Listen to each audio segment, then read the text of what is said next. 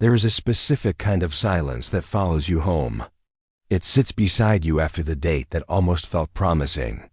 It lingers in the quiet after a job interview where you smiled, performed, impressed, but never heard back. It echoes in friendships where you are the listener, the helper, the steady one. But never the priority. You are not loud about it. You just feel it. That subtle, aching recognition. You are rarely chosen, not first, not fully, not finally.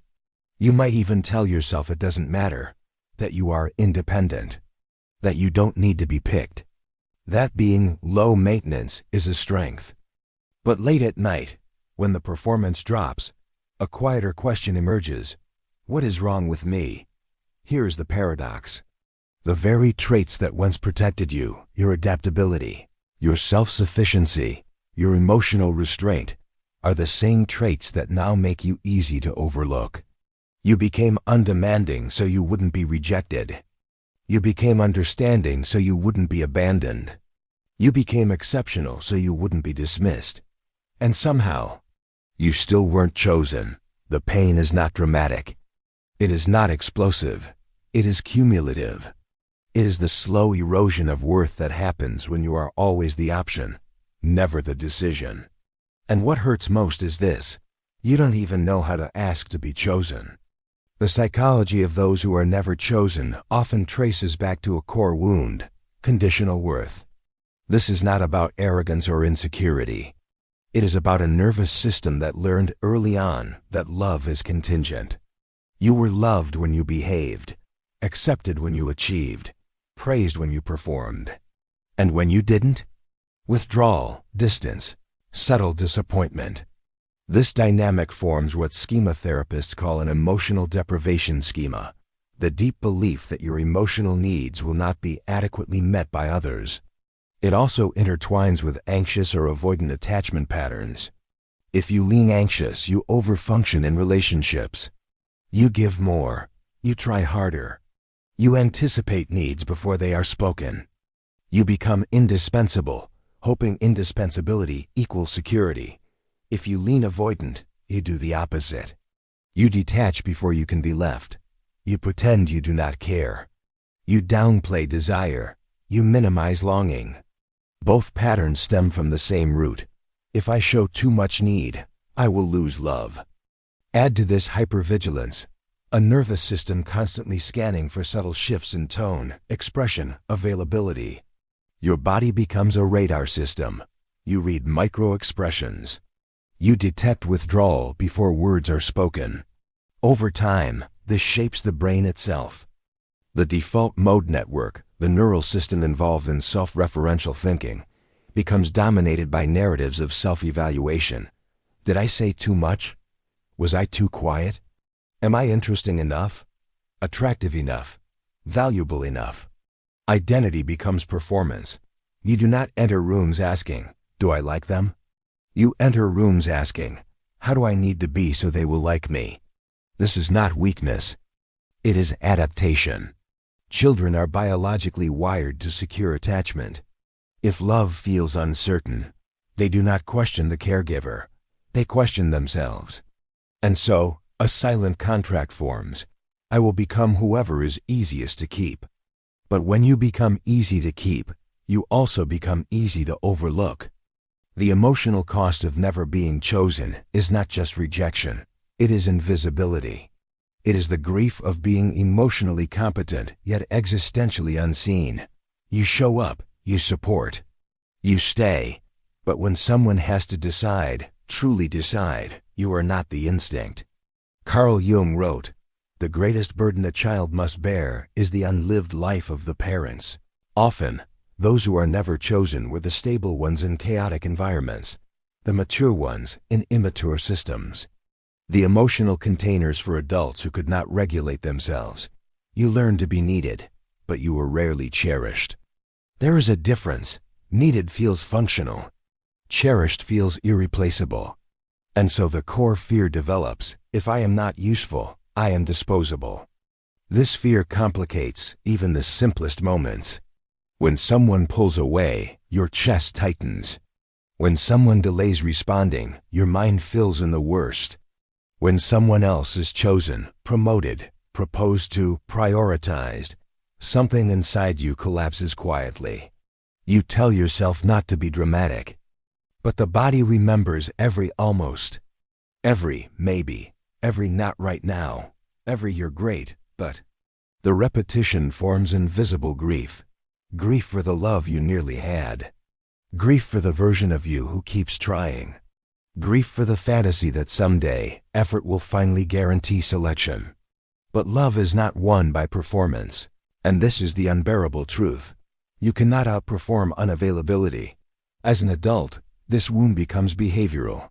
You might overinvest early in relationships, offering loyalty before it is earned. You might accept ambiguity because clarity feels too risky to demand. You might stay longer than you should, hoping consistency will eventually convert into commitment. You might downplay your needs to avoid being too much. You might feel magnetically drawn to emotionally unavailable people. You might experience intense anxiety when someone you care about withdraws. They become adults who confuse intensity with intimacy.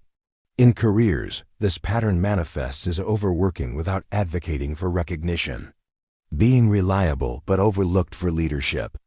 Saying yes to tasks others avoid. Struggling to negotiate salary or boundaries. In self-worth, it shows up as chronic comparison. Difficulty internalizing praise. Feeling like a placeholder in other people's lives. With boundaries, guilt floods in when saying no. There is fear that asserting needs will lead to abandonment. Disrespect is tolerated in exchange for connection. Emotionally, there is oscillation between hyper-independence and longing. Emotional suppression to appear chill. Internal self-criticism masked as self-awareness. Internally, identity becomes fragmented. You adapt so well to others that you lose sight of your own preferences. You mirror. You accommodate. You shapeshift. And then one day you wonder, who am I when I am not trying to be chosen? The crucial shift begins with witnessing. Not judging. Not shaming. Witnessing. These behaviors are not personality traits. They are survival strategies.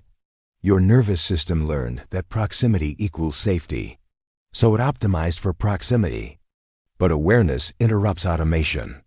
When you notice yourself overgiving, pause. When you feel the urge to chase, breathe. When ambiguity stretches on, ask for clarity. Not to force someone to choose you, but to choose yourself. Healing this wound is not about becoming colder. It is about becoming anchored. One pathway is inner child reparenting. Imagine the younger version of you, the one who tried so hard to be good, quiet, impressive, agreeable. Instead of telling her to try harder, say, you continue valuable, even when you frustrate expectations. Another practice is shadow work. Acknowledge the resentment, the jealousy, the anger at always being second. These feelings are not ugliness. They are signals of unmet needs. Nervous system regulation is equally essential. Conscious breathing, gentle movement, and somatic tracking teach your system to step out of survival mode. Gradually, the body learns that not every silence signals loss. That not every distance means rejection. That discomfort can be felt without you having to abandon yourself to escape it. And perhaps the most radical step, choosing softness over survival mode. Softness means asking directly. Softness means risking clarity. Softness means allowing yourself to want openly. Rainer Maria Rilke once wrote, "The only journey is the one within." The inner journey asks, what if I stopped auditioning to earn love? What if I allowed myself to be seen before I am perfected? What if being chosen begins with choosing? The goal is not to become irresistible, it is to become whole.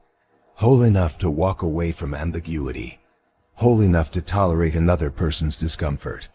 Whole enough to say, I want reciprocity without apology, because being chosen is not about convincing. It is about resonance. And the more you abandon yourself to secure attachment from others, the further you move from the one person who must never abandon you, yourself. So if this resonates, sit with it. Notice where you learned that love had to be earned. Begin to observe where you disappear. When you notice you are giving more than you receive, pause. When fear urges you to chase, breathe. When doubt lingers in silence, name what needs to be said. Not to convince someone to stay, but to choose yourself. Healing this wound is not about becoming colder. It is about becoming steadier. It is about growing roots so deep that you no longer have to bend to be kept. Not to fix yourself, but to remember that you were never meant to compete for love. You were meant to participate in it, fully, visibly, and without shrinking. The goal is not to be fixed. It is to become whole.